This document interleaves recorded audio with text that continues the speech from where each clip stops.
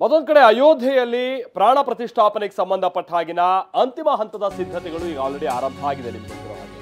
ಅದರ ಮುಖ್ಯ ಭಾಗ ಅಂತ ಅಂದ್ರೆ ರಾಮಲಲ್ಲಾ ವಿಗ್ರಹವನ್ನ ಅಯೋಧ್ಯೆಯ ರಾಮ ಮಂದಿರಕ್ಕೆ ಶಿಫ್ಟ್ ಮಾಡುವಂತ ಕಾರ್ಯ. ಹೌದು, ಕ್ಯಾಂಟನ್ನಲ್ಲಿ ರಾಮಲಲ್ಲಾವನ್ನ ಈಗ ಅಥವಾ ಮೂರ್ತಿಯನ್ನ ಪೊಲೀಸ್ ಬಿಗಿ ಭದ್ರತೆಯಲ್ಲಿ ಸಿಬ್ಬಂದಿ ತೆಗೆದುಕೊಂಡು ಹೋಗಿದ್ದಾರೆ.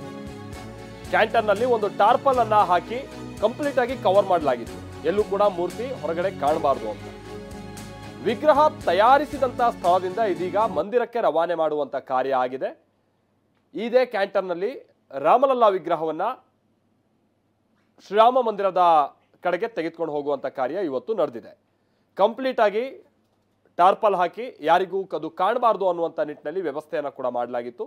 ಬಹುಶಃ ಇದು 22ನೇ ತಾರೀಕಿನದೇ ಅದು ಡಿಸ್ಕ್ಲೋಸ್ ಆಗೋದು ಅಂತ ಕಾಣಿಸುತ್ತೆ. ಅಂದರೆ ಪ್ರಾಣ ಪ್ರತಿಷ್ಠಾಪನೆಯ ದಿನದಂದೇ ಅಲ್ಲಿ ತನಕ ಕೂಡ ಮೂರ್ತಿ ಹೇಗಿದೆ ಅನ್ನುವಂಥದ್ದನ್ನು ಡಿಸ್ಕ್ಲೋಸ್ ಮಾಡೋದಕ್ಕೆ ಹೋಗಲ್ಲ ಅಂತ ಕಾಣಿಸುತ್ತೆ ಅಯೋಧ್ಯೆಯ ಶ್ರೀರಾಮ ಮಂದಿರ ಟ್ರಸ್ಟ್.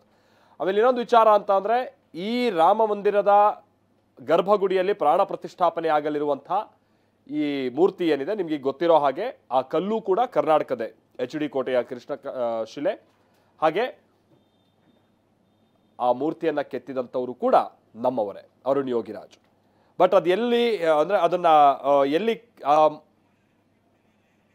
ಮೂರ್ತಿಯನ್ನ ಅಲ್ಲಿ ಅದನ್ನು ತಯಾರು ಮಾಡಿದ್ರು ಆ ಸ್ಥಳದಿಂದ ಯಾರಿಗೂ ಇಲ್ಲಿ ತನಕ ಕೂಡ ಆ ಸ್ಥಳಕ್ಕೆ ಹೋಗಿ ಆ ಮೂರ್ತಿಯನ್ನ ಫೋಟೋ ಕ್ಲಿಕ್ ಮಾಡೋದು ಮತ್ತೊಂದು ಇದಕ್ಕೆಲ್ಲ ಅವಕಾಶ ಇರಲಿಲ್ಲ. ಈಗಲೂ ಕೂಡ ಡಿಸ್ಕ್ಲೋಸ್ ಮಾಡುವಂಥ ನಿಟ್ಟಿನಲ್ಲಿ ಯಾವುದೇ ಒಂದು ಸಣ್ಣ ಸುಳಿವನ್ನ ಕೂಡ ಬಿಟ್ಕೊಟ್ಟಿಲ್ಲ. ಪ್ರಮೋದ್, ನಮ್ಮ ಪ್ರತಿನಿಧಿ ಇದಕ್ಕೆ ಸಂಬಂಧಪಟ್ಟ ಹಾಗೆ ಮತ್ತಷ್ಟು ಡೀಟೇಲ್ಸ್ ಅನ್ನ ಕೊಡ್ತಾರೆ. ಅಯೋಧ್ಯೆಯಿಂದನೇ ನಮ್ಮ ಜೊತೆಗೆ ನೇರ ಸಂಪರ್ಕದಲ್ಲಿ ಜಾಯ್ನ್ ಆಗ್ತಾ ಇರುವಂತದ್ದು ನಮ್ಮ ಪ್ರತಿನಿಧಿ ಪ್ರಮೋದ್, ಬಹುಶಃ 22ನೇ ತಾರೀಕಿನದೇ ಅದು ಡಿಸ್ಕ್ಲೋಸ್ ಆಗಬೇಕು ಅನ್ನುವಂಥ ನಿಟ್ಟಿನಲ್ಲಿ ಈಗ ವ್ಯವಸ್ಥೆಯನ್ನ ಹೀಗೆಲ್ಲ ಅಂದ್ರೆ ಒಂದು ಸ್ವಲ್ಪನೂ ಕೂಡ ಅದು ಡಿಸ್ಕ್ಲೋಸ್ ಆಗದೆ ಇರುವಂತ ರೀತಿಯಾಗಿ ಆ ಮೂರ್ತಿಯನ್ನ ದೇವಸ್ಥಾನಕ್ಕೆ ಶಿಫ್ಟ್ ಮಾಡಿದಂತ ಪ್ರಕ್ರಿಯೆ ಇದು ಹೇಗೆ ಕಂಡು ಬಂತು, ಅಲ್ಲೇನ್ ಸದ್ಯ ಸಾಗ್ತಾ ಇರುವಂತದ್ದು ಪ್ರಮೋದ್? ನಿಜ ಮಲ್ತೇಶ್, ಸಾಮಾನ್ಯವಾಗಿ ಯಾವುದೇ ಪ್ರಾಣ ಪ್ರತಿಷ್ಠಾಪನೆ ಮಾಡುವಂಥ ಸಂದರ್ಭದಲ್ಲಿ ಅಂತಿಮ ಹಂತದಲ್ಲಿ ಅಂದರೆ ಇನ್ನೇನು ಪ್ರಾಣ ಪ್ರತಿಷ್ಠಾಪನೆ ಆಗಬೇಕು ಆ ಸಂದರ್ಭದಲ್ಲಿ ದೇವರ ಮೂರ್ತಿಯನ್ನು ಎಲ್ಲಿ ಪ್ರತಿಷ್ಠಾಪನೆ ಆಗುತ್ತೆ ಅಂತ ಒಂದು ಭಾಗದಲ್ಲಿ ಒಂದು ಪ್ರದಕ್ಷಿಣೆ ಹಾಕುವಂಥದ್ದು ಅಥವಾ ಒಂದು ಮೆರವಣಿಗೆ ಮಾಡುವಂಥದ್ದು ಸಂಪ್ರದಾಯ. ಆದರೆ ಬಹುಶಃ ಅಯೋಧ್ಯೆಯ ರಾಮನಿಗೆ ಈ ಒಂದು ವಿಶೇಷ ಧಾರ್ಮಿಕ ಪ್ರಕ್ರಿಯೆ ಸದ್ಯಕ್ಕೆ ಅಪ್ಲೈ ಆಗ್ತಾ ಇಲ್ಲ. ಅದಕ್ಕೆ ಯಾವ ಕಾರಣಕ್ಕೋಸ್ಕರ ಅಂದರೆ, ಒಂದು ಭದ್ರತಾ ಕಾರಣ, ಮತ್ತೊಂದು ಈಗಾಗಲೇ ಕೆಲವೊಂದಿಷ್ಟು ಮುಹೂರ್ತಗಳನ್ನು ತೆಗೆದುಕೊಳ್ಳಲಾಗಿತ್ತು, ಆದರೆ ಮುಹೂರ್ತ ಮಿಸ್ ಆಗಿದೆ ಅನ್ನುವಂಥ ಮಾಹಿತಿ ಕೂಡ ಲಭ್ಯವಾಗ್ತಾ ಇದೆ. ಆದರೆ ಇದಕ್ಕೆ ಯಾವುದೇ ಅಧಿಕೃತವಾದಂಥ ಯಾವುದೇ ಮಾಹಿತಿಗಳಾಗಲಿ ಅಥವಾ ಒಪ್ಪಿಗೆಗಳಾಗಲಿ ಯಾವುದೂ ಇಲ್ಲ. ಆದರೆ ಭದ್ರತಾ ದೃಷ್ಟಿಯಿಂದಲೂ ಕೂಡ ಖಂಡಿತವಾಗ್ಲೂ ಸಾಕಷ್ಟು ಸಮಸ್ಯೆ ಖಂಡಿತವಾಗ್ಲೂ ಇದೆ. ಯಾಕೆಂದರೆ ರಾಮನ ಮೂರ್ತಿಯನ್ನು ಮುಂದಿಟ್ಕೊಂಡು ಅಯೋಧ್ಯೆಯ ತುಂಬ ಮೆರವಣಿಗೆ ಮಾಡೋದಕ್ಕೆ ಸಾಧ್ಯ ಆಗಲ್ಲ. ಯಾಕೆಂದರೆ ಅಷ್ಟು ದೊಡ್ಡ ಸಂಖ್ಯೆಯಲ್ಲಿ ಜನ ಮುತ್ತಿಗೆ ಹಾಕ್ಬೋದು, ಅದು ಮುಂದಿನ ಹಂತದಲ್ಲಿ ಲಾ ಆ್ಯಂಡ್ ಆರ್ಡರ್ಗೂ ಕೂಡ ಸಮಸ್ಯೆ ಆಗ್ಬೋದು ಒಂದು ಭಾಗ.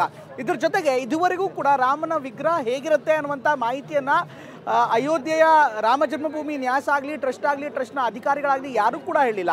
ಇದಕ್ಕೆ ಒಂದು ಕಾರಣ ಅಂದರೆ, ಒಂದು ವಿಶೇಷವಾದಂಥ ಸಂದರ್ಭದಲ್ಲಿ ವಿಶೇಷವಾದಂಥ ಮುಹೂರ್ತದಲ್ಲಿ ರಾಮನ ಪ್ರತಿಷ್ಠಾಪನೆ ಆಗ್ತಾ ಇದೆ. ಹೀಗಾಗಿ ಜನರು ಆ ಒಂದು ಸಂದರ್ಭದಲ್ಲೇ ನೋಡಲಿ ಅನ್ನುವಂಥದ್ದು. ಆದರೆ ಇವತ್ತು ಬೆಳಗ್ಗೆ ನಾನು ಗೋಪಾಲ್ಜಿ ಅವರು, ಅಂದರೆ ಈ ರಾಮ ಮಂದಿರ ನಿರ್ಮಾಣದ ಜವಾಬ್ದಾರಿ ಹೊತ್ಕೊಂಡಿರುವಂಥ ಕನ್ನಡಿಗ ಗೋಪಾಲ್ಜಿ ಅವರನ್ನು ಮಾತಾಡಿಸಿದಾಗ ಒಂದು ಮಾಹಿತಿಯನ್ನು ನೀಡಿದ್ದಾರೆ ಮಾಲ್ತೇಶ್. ಅವ್ರು ಹೇಳ್ತಾ ಇರುವಂಥ ಮಾತು ಏನಂದರೆ, ಕಮಲದ ಮೇಲೆ ನಿಂತಿರುವಂಥ ಬಾಲರಾಮ 5 ವರ್ಷದ ಮಗುವಿನಂತೆ ಇದ್ದಾನೆ, ಹಸನ್ಮುಖಿ ಆದಂಥ ಬಾಲರಾಮ ಅನ್ನುವಂಥ ಒಂದು ಮಾಹಿತಿಯನ್ನು ನೀಡಿದರು. ಅಂದರೆ ಬಾಲರಾಮ ಹೇಗಿರ್ತಾನೆ ಅದರ ಪರಿಕಲ್ಪನೆಯನ್ನು ಒಂದು ತೆರೆದಿಟ್ಟಿದ್ದಾರೆ. ಆದರೆ ಆ ವಿಗ್ರಹ ಹೇಗಿರುತ್ತೆ, ಅದು ಕಪ್ಪು ಶಿಲೆಯಲ್ಲಿ ಮಾಡಿರುವಂಥದ್ದು, ಶ್ಯಾಮಶಿಲೆಯಲ್ಲಿ ಮಾಡಿರುವಂಥದ್ದು, ದೇವಶಿಲೆಯಲ್ಲಿ ಮಾಡಿರುವಂಥದ್ದು ಅಥವಾ ರಾಜಸ್ಥಾನದ ಅಮೃತ ಶಿಲೆಯಲ್ಲಿ ಮಾಡಿರುವಂಥದ್ದು, ಇದ್ರ ಬಗ್ಗೆ ಇನ್ನೂ ಯಾವುದೇ ರೀತಿಯಾದಂಥ ಸಂಪೂರ್ಣ ವಿವರಗಳನ್ನು ಕೊಟ್ಟಿಲ್ಲ. ಹೀಗಾಗಿ ಸಹಜವಾಗಿ ಒಂದು ಕುತೂಹಲ ಇದೆ. ಈ ಎಲ್ಲ ಕುತೂಹಲಗಳನ್ನು ಇನ್ನಷ್ಟು ಜನರಲ್ಲೂ ಕೂಡ ಹಾಗೆ ಇಟ್ಕೊಳ್ಳೋದಕ್ಕೆ, ಜೊತೆಗೆ ಜನರಿಗೆ ಏಕಕಾಲದಲ್ಲಿ ರಾಮನ ಮೂರ್ತಿಯ ದರ್ಶನ ಆದಾಗ ಅದರಲ್ಲಾಗುವಂಥ ದಿವ್ಯತೆ ಬೇರೆ ರೀತಿಯಾದದ್ದು. ಈ ಒಂದು ಕಾರಣಕ್ಕೋಸ್ಕರ ಬಹುಶಃ ಮಂದಿರ ಟ್ರಸ್ಟ್ ಏನಿದೆ ಅದರ ಬಗ್ಗೆ ಹೆಚ್ಚಿನ ಮಾಹಿತಿಯನ್ನು ನೀಡ್ತಾ ಇಲ್ಲ. ಅದರ ಜೊತೆಗೆ ಸೆಕ್ಯೂರಿಟಿ ಕೂಡ ಒಂದು ಕಾರಣ Maltesh. Okay thank you Pramod.